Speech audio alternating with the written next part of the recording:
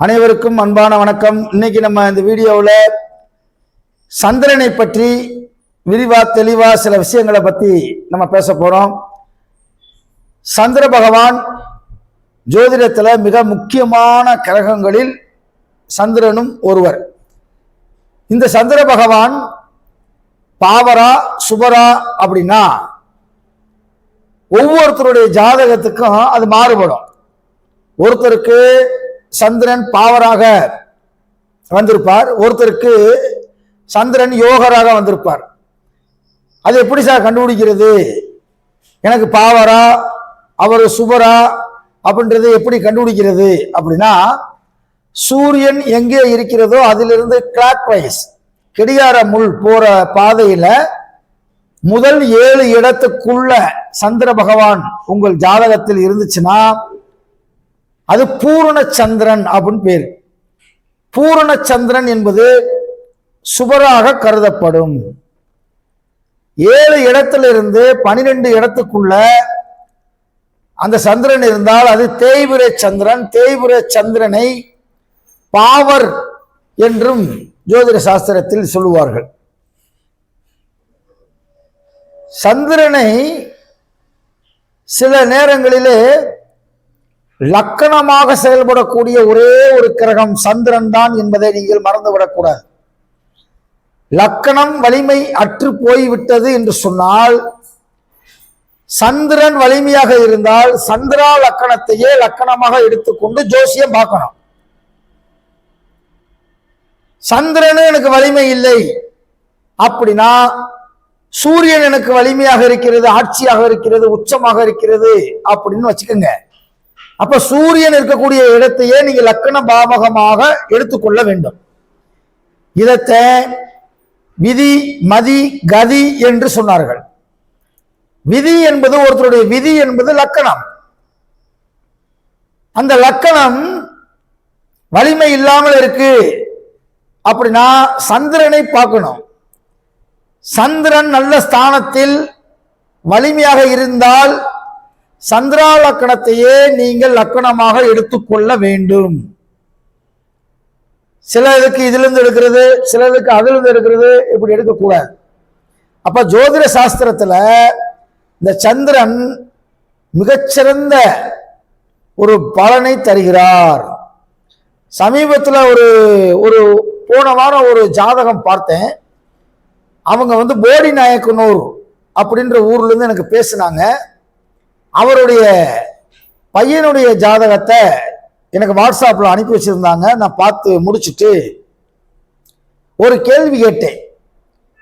இந்த பையனுக்கு 9 வயசாகுது, அவங்க அம்மாவுக்கு ஆயுள் குறைவு, அவங்க அம்மா இருக்காங்களா என்பதை கேட்டப்ப, ஐயா அவங்க அம்மா இறந்துட்டாங்க அப்படின்னு சொன்னாங்க.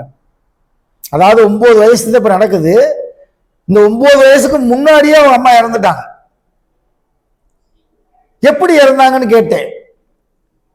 அவங்க அம்மா தூக்கு போட்டு இறந்துட்டாங்க அப்படின்னு சொன்னாரு. சொன்னவர் கணவர், அந்த பையனுடைய அப்பா, அந்த அம்மாவுடைய மனைவி, அந்த அம்மாவுடைய கணவர். அப்ப எதை வைத்து நான் சொன்னேன்? ஒரு பையனுடைய ஜாதகத்தை பார்த்த உடனே இவங்க அம்மாவுக்கு ஆயுள் குறைவு என்பதை எப்படி சொன்னேன்? உயிரோடு இருக்கிற ஒருத்தரை போய் அந்த அம்மாவுக்கு ஆயுள் குறைவுன்னு சொல்ல முடியுமா? ஜோதிடத்தை முறையா படிச்சிருந்தோம்னா கான்பிடன்ட், தன்னம்பிக்கை இருக்கும், நெத்தி அடியா இருக்கும். எதை வச்சு சொன்னேன்? சந்திரனை வச்சுதான் சொன்னேன். அவருடைய ஜாதகத்தை கூட நாங்கள் ஆய்வு ஜாதகமா போட போறோம். அவங்க அப்பாட்ட கேட்டு தாராளமா போட்டுக்குங்க அப்படின்னு சொல்லிட்டாங்க. அந்த ஜாதகத்தை விரைவில் நாங்கள் ஆய்வு ஜாதகமாக போட போறோம். அப்ப நீங்க தெரிஞ்சுக்கிறீங்க. இருந்தாலும் சில விஷயத்த சொல்றேன். அந்த பையனுடைய ஜாதகத்துல எதை வச்சு நான் கண்டுபிடிச்சேன் அப்படின்னா, சந்திரனை ராகு கூடி இருக்குது. ராகுவினுடைய பிடியில் சந்திரன் இருக்கிறது. First point. அடுத்த பாயிண்ட், சனியும் செவ்வாயும் அந்த சந்திரனை பார்க்குது. எந்த ஒரு உறவை குறிக்கக்கூடிய கிரகத்தை பாவர்கள் சேர்ந்து பாவர்கள் பார்த்தால் அந்த உறவை குறிக்கக்கூடிய உறவினருக்கு ஆயுள் குறைவு. சந்திரனை ராகு கூடியிருப்பது ஒரு குற்றம். அந்த சந்திரனை சனியும் செவ்வாயும் தன்னுடைய பார்வையில் பார்த்தது இரண்டாவது குற்றம். ஆகவே தாய்க்கு ஆயுள் குற்றத்தை தர வேண்டும் என்று சொன்னேன். ஆமாம் ஐயா, இறந்துட்டாங்க, தூக்கு போட்டு இறந்துருக்காங்க. நான் விளக்கம்லாம் கேட்கல, ஏன் இறந்தாங்க வச்சாங்கன்னு அதோட பாடிக்கிட்டேன். நல்லா கேட்டுக்குங்க. 4ஆம் இடத்தின் அதிபதியும் சந்திரனும் வலிமை இழந்தால் தாய்க்கு ஆயுள் குறைவு. 9ஆம் இடத்தின் அதிபதியும் சூரியனும் வலிமை குறைந்து விட்டால் தந்தைக்கு ஆயுள் குறைவு.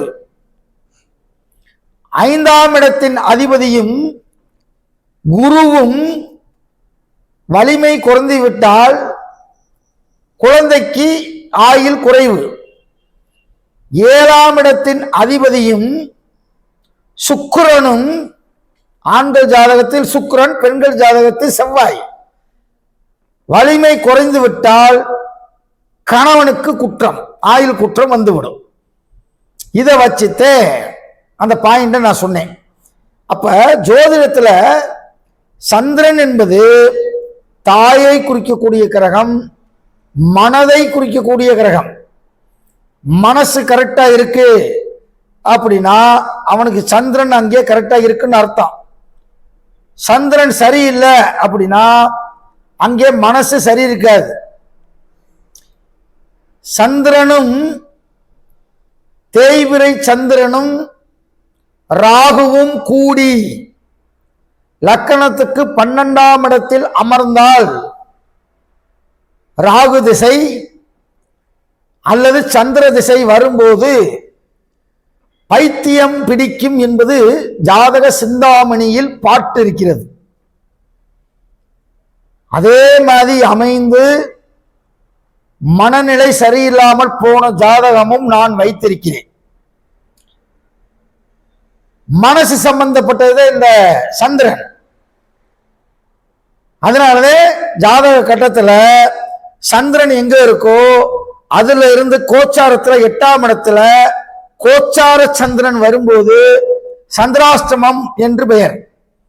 அந்த சந்திராஷ்டமம் அன்னைக்கு விவரம் தெரிஞ்சவங்க, ஐதீகம் தெரிஞ்சவர்கள், ஜாதகத்தை புரிந்து கொண்டவர்கள், ஜாதகத்தின் மீது நம்பிக்கை உடையவர்கள் பேசவே மாட்டார்கள். அன்னைக்கு ஒரு முடிவு, நல்ல முடிவு எடுக்கவே மாட்டார்கள். எந்த ஒரு ஒப்பந்தத்திலும் கையெழுத்து போட மாட்டார்கள். ஏன்னு கேட்டா அன்னைக்கு கடல் கொந்தளிக்கிற மாதிரி மனசு கொந்தளிக்கும். நம்ம டென்ஷன் ஆகுற மாதிரியான சூழ்நிலைகள்லாம் ஏற்படும். காரணம் சந்திராஷ்டமம். சந்திரன் எங்கே இருக்கோ அதுல இருந்து கோச்சாரத்துல சந்திரன் 8ஆம் இடத்துக்கு வரும்போது சந்திராஷ்டமம் ஏற்படும். அன்னைக்கு நம்ம கோபத்துல மைண்ட பிளாக் பண்ணி வார்த்தைகளை விட வச்சிடும்.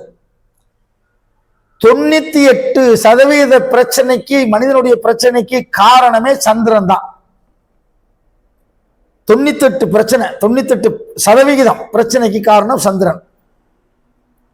அந்த சந்திரன் தான் ஒவ்வொருத்தருடைய மனசையும் இயக்கக்கூடியவன், மனோகாரகன் அப்படின்னு பேர் சந்திரனுக்கு. இந்த சந்திரனை பற்றி தான் இன்னைக்கு மூல நூல்களை எல்லாம் என்ன குறிப்புகள் சந்திரனை பற்றி சொல்லுகிறது என்பதை பற்றி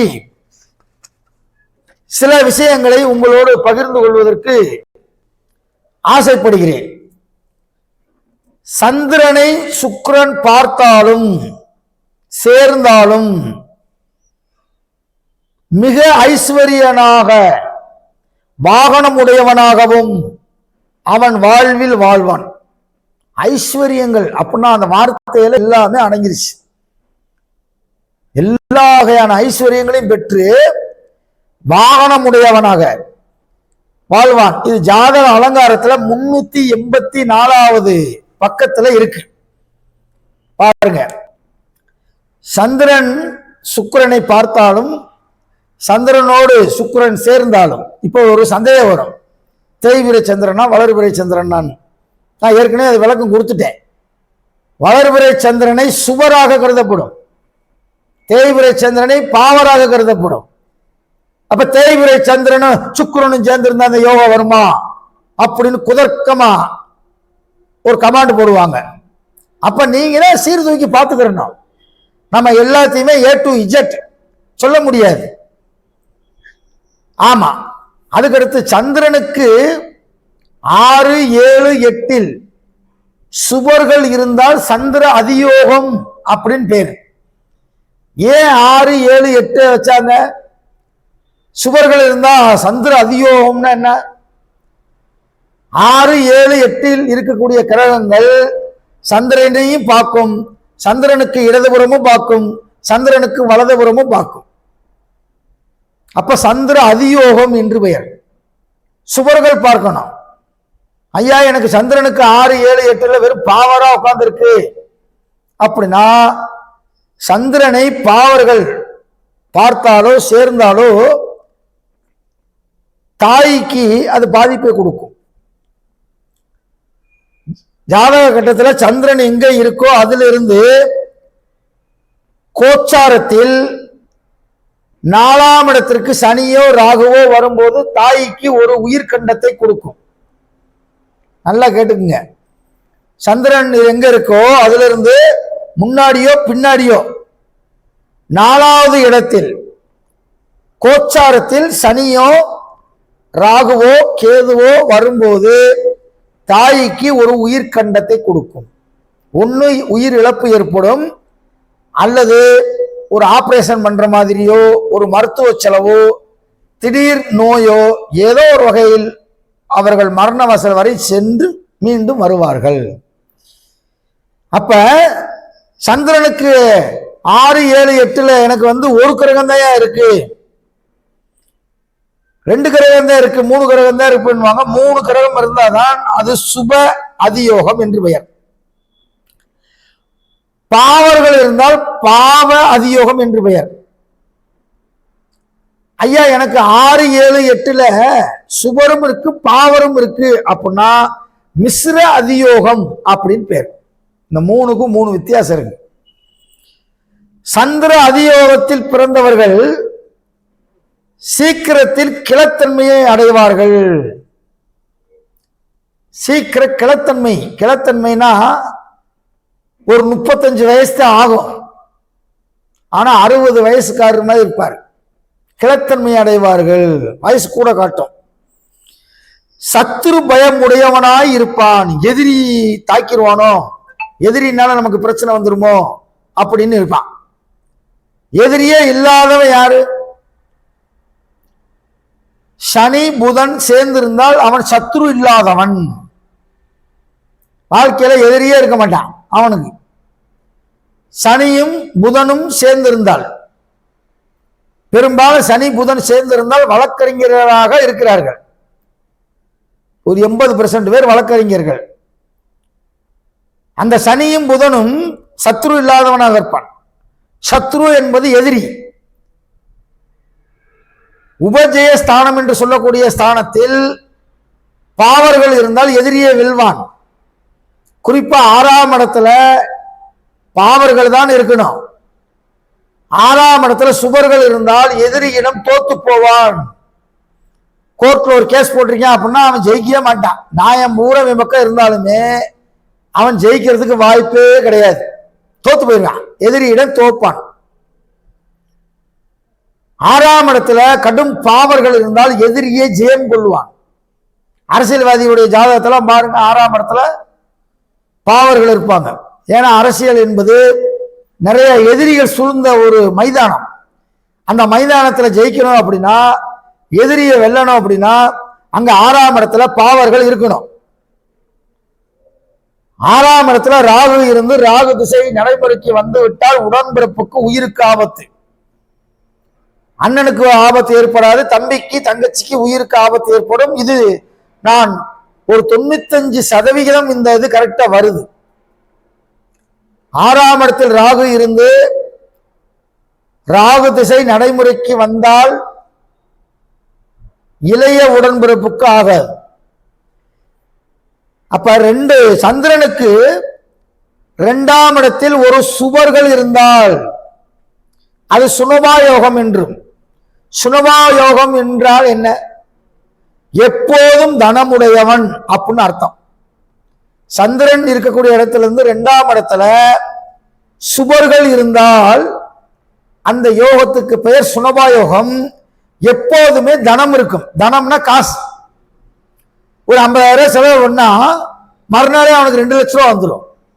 அப்ப எப்பயுமே அவர் கையிருப்பு காசு வச்சுக்கிட்டே இருப்பார்.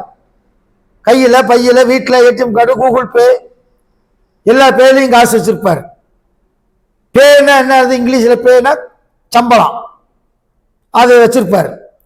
அரசர்களால் சன்மானம் பெறப்பட்டவனும் சிறந்த புத்தி உடையவனும் உலகோர் புகழத்தக்க கீர்த்தி உடையவனாக வாழ்வான். ஜாதக அலங்காரத்துல பக்கம் 392.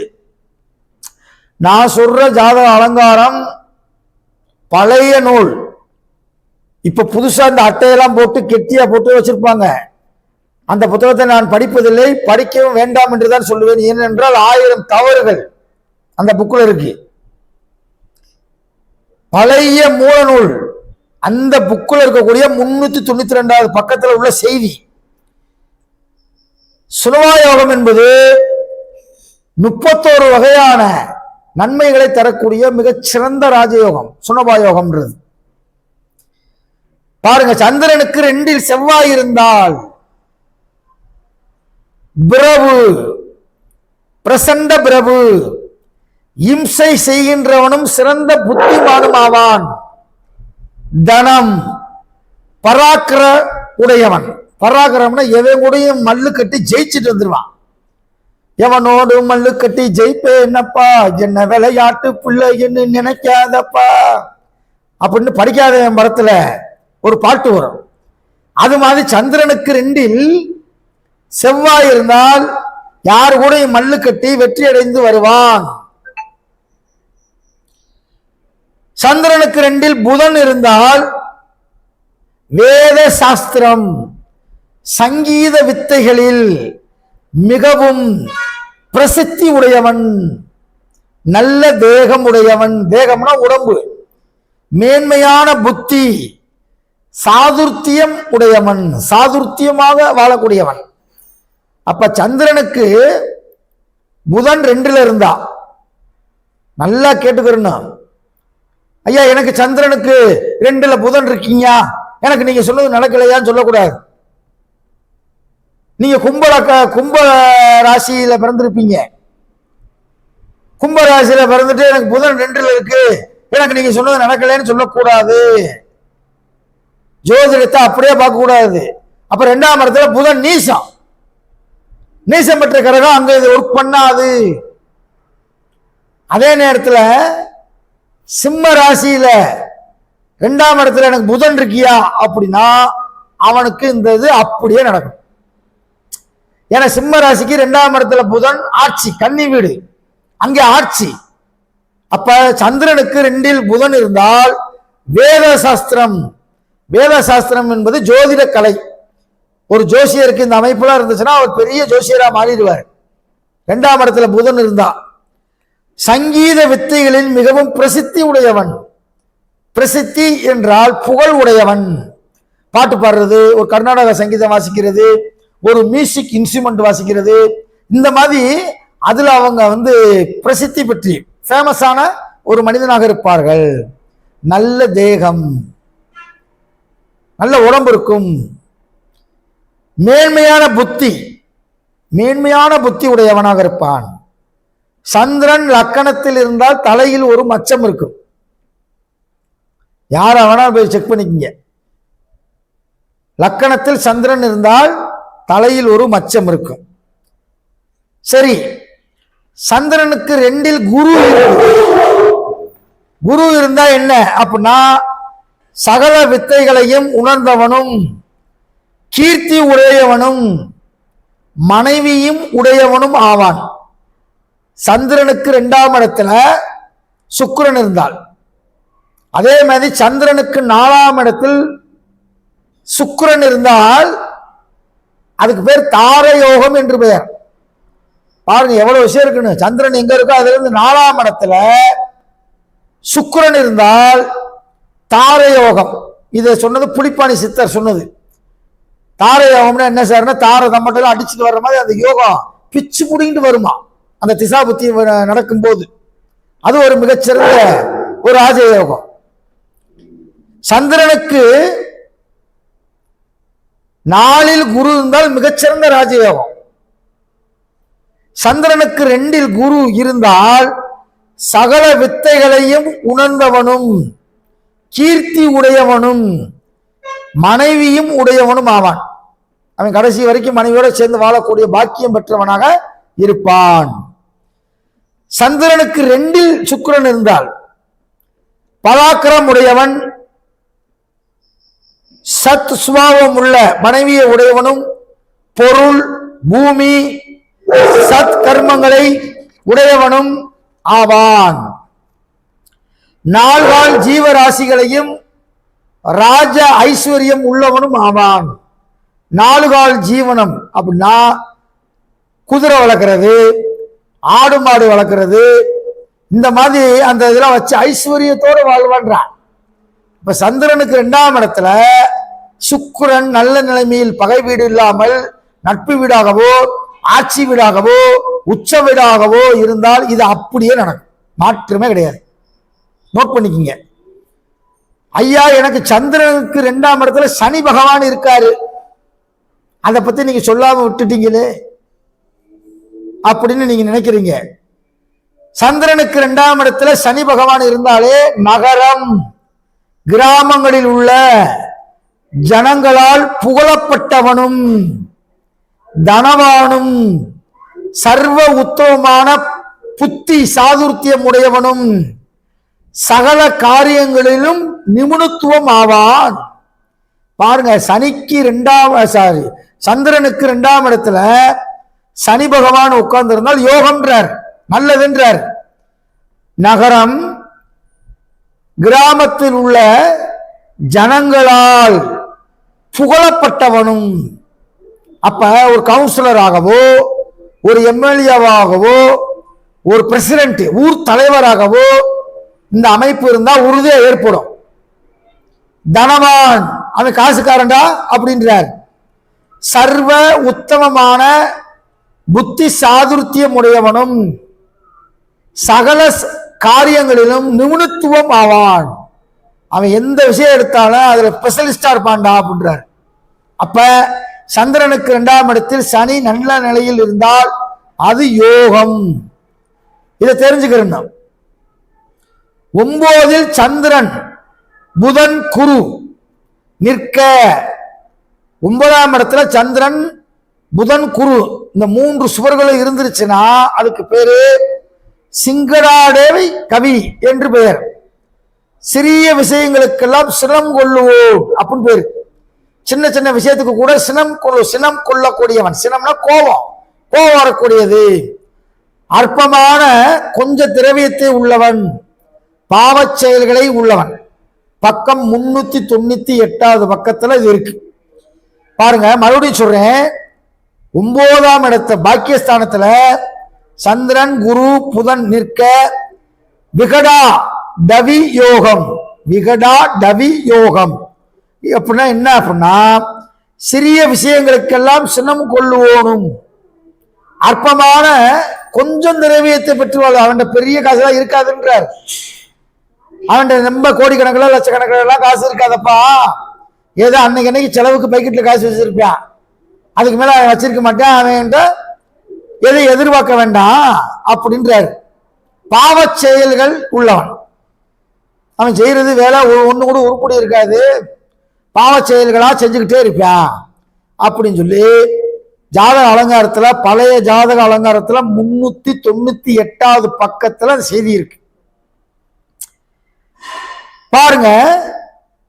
பணப்பிரஸ்தானங்களுக்கு அடுத்த ராசியில் சந்திரன் இருக்கவும், பணப்பிரஸ்தானத்திற்கு அடுத்த ராசியில் சந்திரன் இருக்கவும், 1, 4, 7, 10 சனி இருந்தால் தேவேந்திர யோகம் என்று சொல்லுவர். இது மிகச்சிறந்த யோகம். அப்ப இருக்கான்றத நீங்க பாருங்க. சந்திரன் என்ற ராசிக்கு இருபுறத்திலும் குருவோ சுக்கிரனோ புதனோ இவர்கள் நின்றிருந்தால் மேன்மையான யோகமான பலசாலியாக வாழ்வான். தேவர்களுக்குள்ள ஜனங்களுக்கு மேம்பட்டவனும் ராஜானாகவும் இருப்பான். மிகச்சிறந்த ராஜயோகத்தை அனுபவிக்கக்கூடியவனாக அவன் இருப்பான் அப்படின்றாங்க.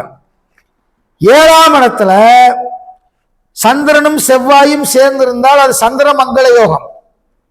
இந்த சந்திரமங்கல யோகம்ன்றது எல்லா இடத்திலையும் சேர்ந்திருந்தா சந்திரமங்கல யோகம் இல்லை என்று பழைய நூல் இலங்கையில் உள்ள ஒருத்தர் எழுதியிருக்கார். யாழ்ப்பாணத்து ஜோதிடர் மிக பழமையான நூல்ல எழுதுறாரு. சந்திரனும் செவ்வாயும் சேர்ந்து 7ஆம் இடத்தில் இருந்தால் அவனுக்கு வரக்கூடிய மனைவி மிகச் சிறந்த ஒரு மனைவியாக வருவாள்.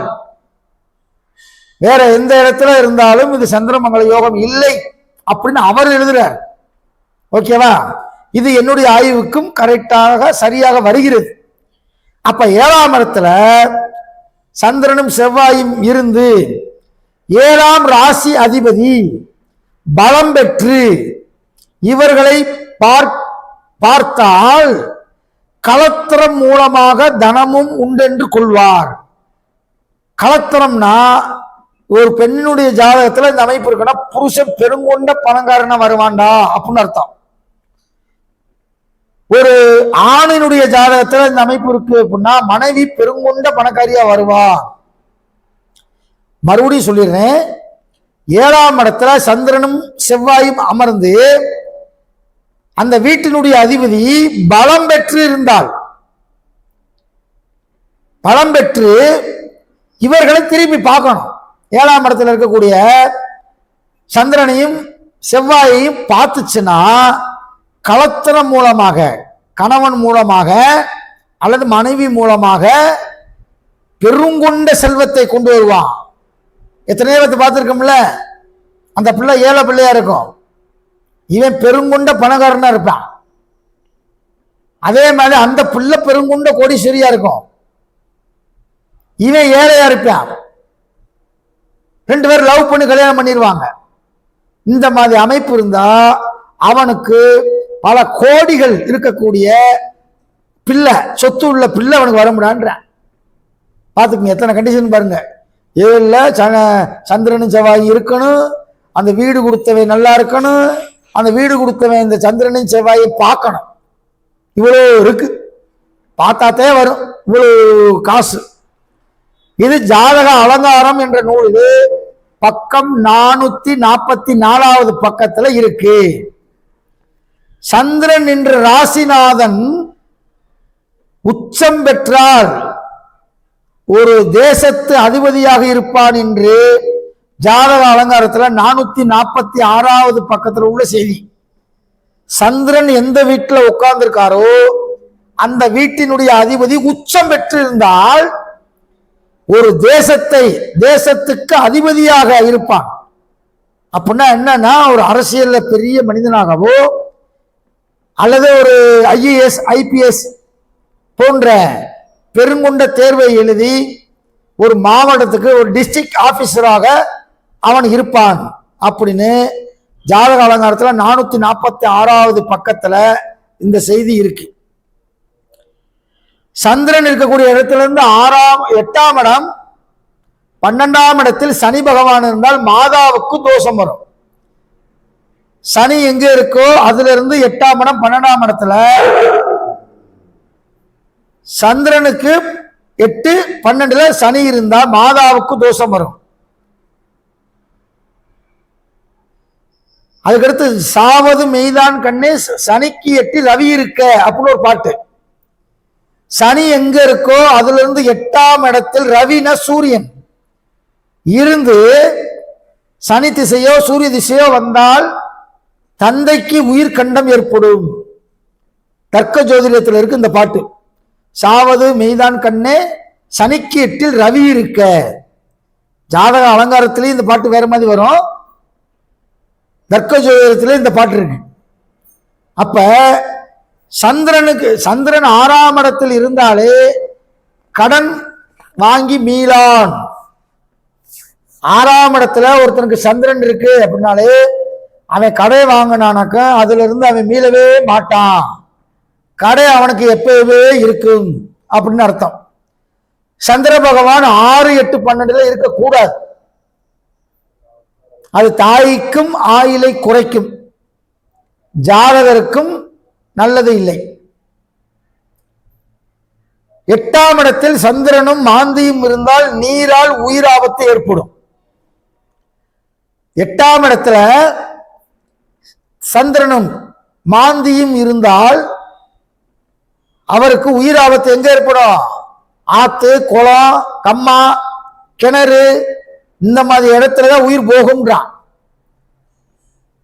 சந்திரன் 6, 8, 12 பெரும்பாலும் இருந்தாலே நீர்களால் ஆபத்து ஏற்படும், நீர்நிலைகளில் ஆபத்து ஏற்படும்.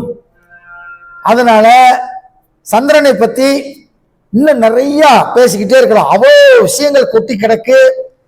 நீங்க கொடுக்கக்கூடிய ஆதரவு நல்லா இருந்தால் இதனுடைய அடுத்த பகுதியை சந்திரன் பார்ட் 2 அப்படின்னு சொல்லி போட்டு அதுல நிறைய விஷயங்களை சந்திரனை பத்தி சொல்லுவேன். நீங்க உங்க கமெண்ட் பாக்ஸ்ல பார்ட் 2 வேணுமா வேணாமா அப்படின்றத போடுங்க. உங்களுக்கு இந்த வீடியோ பிடிச்சிருந்தா தயவு செய்து நீங்க லைக் பண்ணுங்க, கமெண்ட் பண்ணுங்க. ஹைப்னு ஒரு பட்டன் இருக்கும், அதை நீங்க அமுக்குனீங்கன்னா இது அதிக பேத்துக்கு போய் சேரும். படிக்கக்கூடிய மாணவர்கள் குறிப்பெடுத்துக் கொள்வதற்கு இது வசதியாக இருக்கும் என்று சொல்லி உங்களுடைய எண்ணத்தை நீங்கள் பதிவிடுங்கள் என்று சொல்லி ஒரே ஒரு செய்தியை சொல்லி முடிக்கிறேன். அதாவது சனியவன் உச்சமாகி சந்திரன் ஆட்சியானால் 100 வயது என்று புலிப்பாணி சித்தர் சொன்னார். சந்திரனை பத்தி சனி யாருக்கு உச்சமாயிருந்து சந்திரன் ஆட்சியாக இருந்தால் அவனுக்கு 100 வயசில் தான் யமன் அவனை தேடி வருவான். அது வரைக்கும் அவனுக்கு நோயும் வராது, நொடியும் வராது, ஆஸ்பத்திரிக்கு போக மாட்டான், அவன் வாட்டுக்கு வாழ்ந்துகிட்டு இருப்பான். 100 வயசுட்டார் என்று சொல்லி இந்த பார்ட் 2 வீடியோ இந்த லிங்க்குக்கு கீழேயே கொடுத்துருக்கோம். இந்த பார்த்தவங்க அந்த லிங்க் 2 வீடியோவை கிளிக் பண்ணி சந்திரனை பற்றி 2வது பகுதியில் சொல்லக்கூடிய செய்திகளை நீங்கள் பாருங்கள் என்று சொல்லி வாய்ப்புக்கு நன்றி கூறி விடைபெறுகிறேன். நன்றி, வணக்கம்.